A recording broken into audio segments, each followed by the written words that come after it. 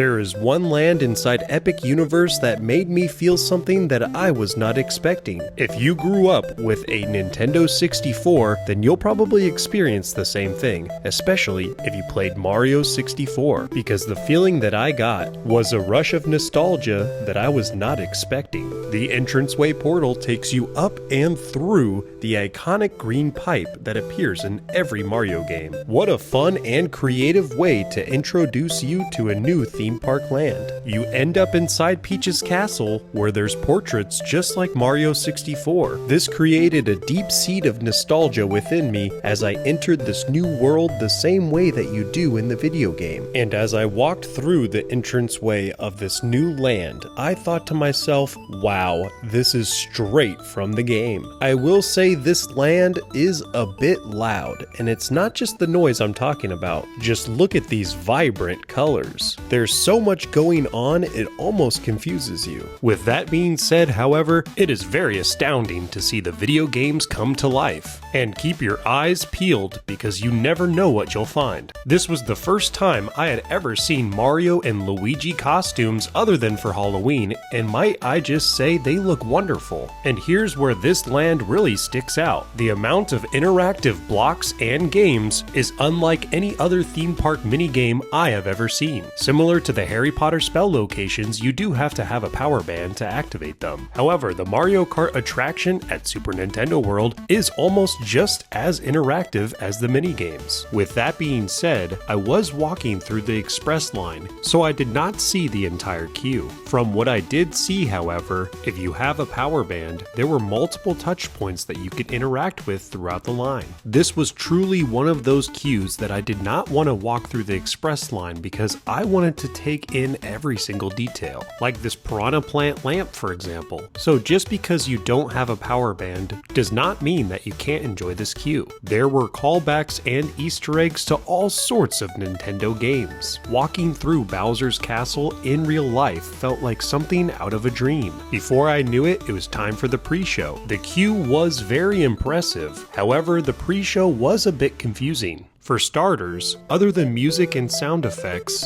the pre-show was entirely visual, which actually makes a lot of sense because most Nintendo games don't use vocals. This ride uses a mix between physical set pieces and augmented reality. The first room of the pre-show was a showcase of all of our favorite Mario Kart drivers' helmets and suits. Getting an up-close and personal look at all the wonderful details really made me feel like I was a part of the game. As I said, the pre-show is a little bit confusing, but eventually once I got to the actual cart, I was able to figure it out. Something you should also take note of is that yes, this ride does make some people feel a little queasy, and yes, sometimes I do also get motion sick, however, I was perfectly fine. Excitement was building as we were entering the end of the queue, and I noticed that the ride vehicles looked a little familiar. Yes, the exteriors are perfect for Mario Kart, but I'm almost 100% certain that these are the same ride vehicles as the Men in Black attraction.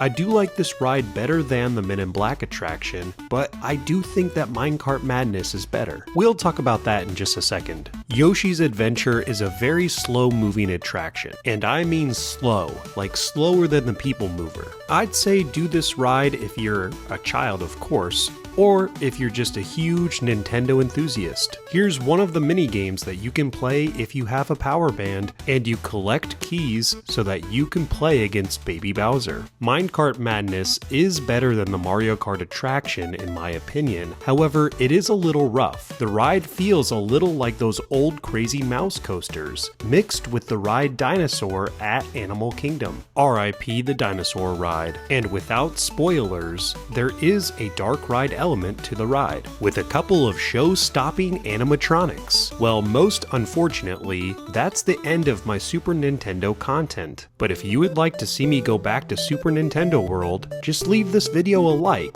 Either way, I plan on going back in the future, so if you don't want to miss a thing, please subscribe down below. There will be plenty more Epic Universe videos to come. But thank you so much for watching. I hope you have a wonderful day. Peace.